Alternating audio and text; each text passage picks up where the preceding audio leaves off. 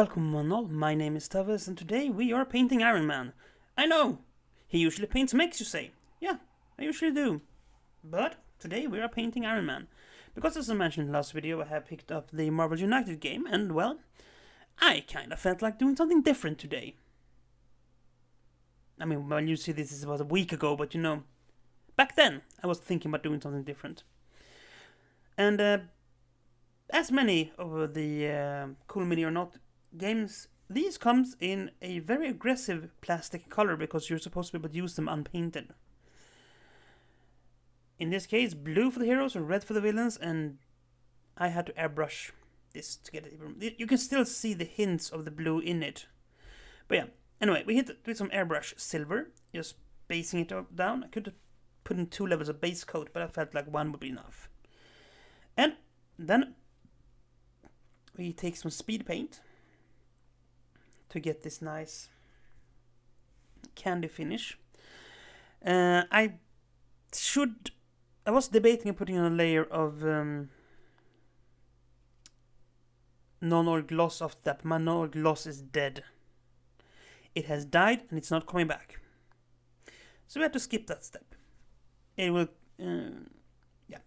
So basically, just one solid layer of red, except for the mask, because I was like, yeah, it's gonna be golden anyway, so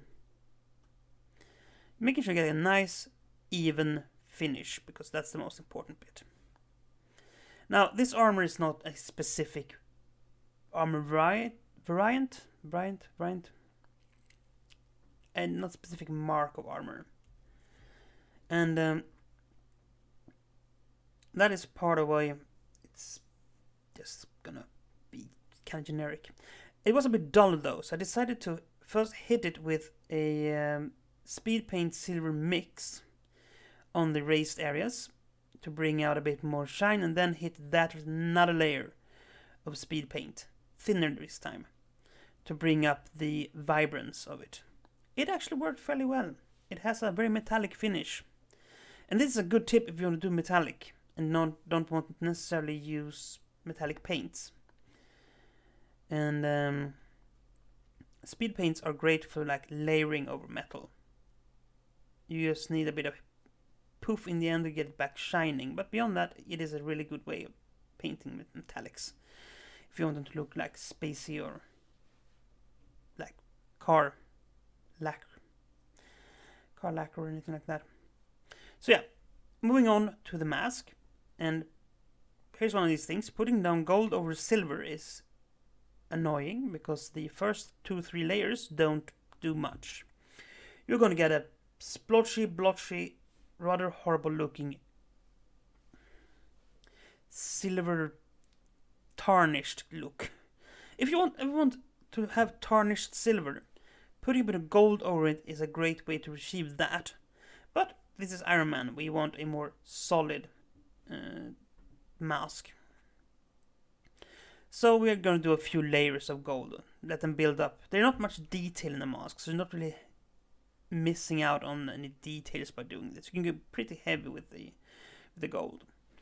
Fair bit easier to paint on the armor, and basically just slap it down wherever you want it. The gold covered the red really nice, and you should not have much of a reactivation issue if you just let it harden properly. Give it an hour or 2 to harden, and that should solve most of the problems.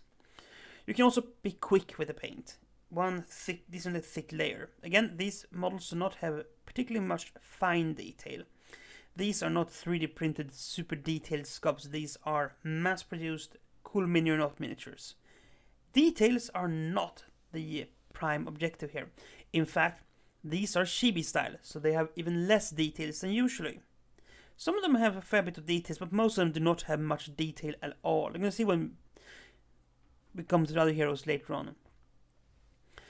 But yeah, using the gold sparingly, so that there's not a specific mark of Iron Man armor, so I just basically looked a bunch of them and like, oh yeah, the upper arms are usually gold. Usually have some gold on the legs. Sometimes the entire leg is gold, sometimes just small gold parts. It's like, yeah, that will work fine for this.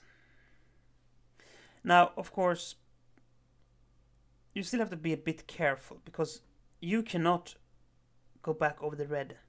Well, you can, but it's a lot of work. A lot of work.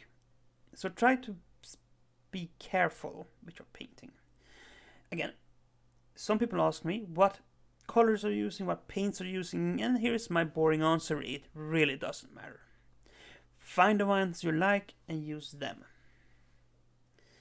Because a lot of these paints are fairly similar in pigmentation, coverage,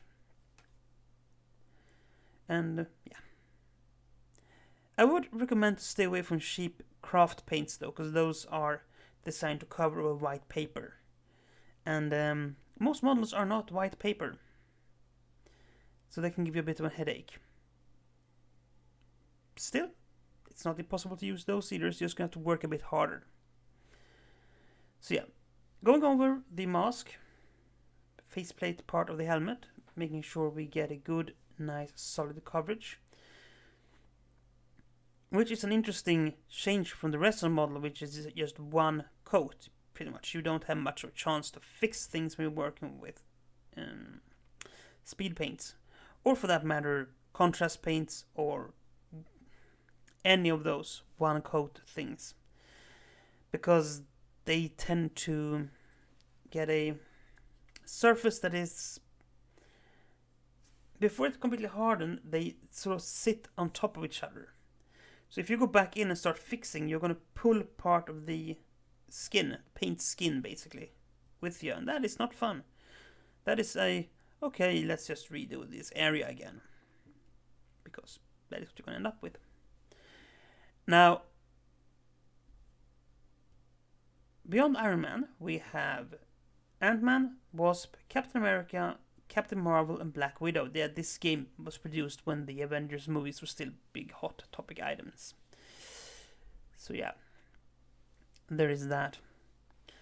I have already painted the Hulk actually when you see this, but the video kinda... I'm trying to save it because it's basically my camera died while I was recording it, so I'm trying to save it. We're working a bit of magic on it. But yeah, not much more to note there. It's going to be a fun study in painting skin, though. So we're looking forward to that one. But that is next. And then I'm going to go back to painting mechs for a bit. And then we're going to come back to some more Marvel characters. And we have some X-Men characters. And we have a lot. If you want to see more of these kind of painting stuff, do tell me so. Because I have no idea what people want. I mean, no clue. I assume you're here for mech paintings mostly. But you know, this is different. So it's different. But yeah, for all intents and purposes, this Iron Man is done. We're adding some blue speed paint to the eyes and to the arc reactor. And then slapping some solid bluish grey on the base, because I'm not going to spend a lot of time on the bases on these guys. You can spend a lot of time on the bases, but I'm not. I want a comic style, and basically bases, groundwork in comics are usually pretty basic. So I kind of like this like flats. Again, using speed paints for this, and to give some free extra niceties. But yeah, as I said, finishing this up with some blue speed paint for the eyes, making sure that we have a nice sort of fade in there. It was a bit too dark for what I intended to begin with, but for intents and purposes, I think it came out pretty well. So, that is pretty much it, actually. If you like this kind of content, you can always do the things. But beyond that, we are now going to move on to the beauty shots. And I'm terribly sorry about the color quality of this one. Something happened when I recorded it, and I don't know why. It is very shiny. It's very in your face. But as you can see, until next time, stay safe, be kind, and do play fair. Bye.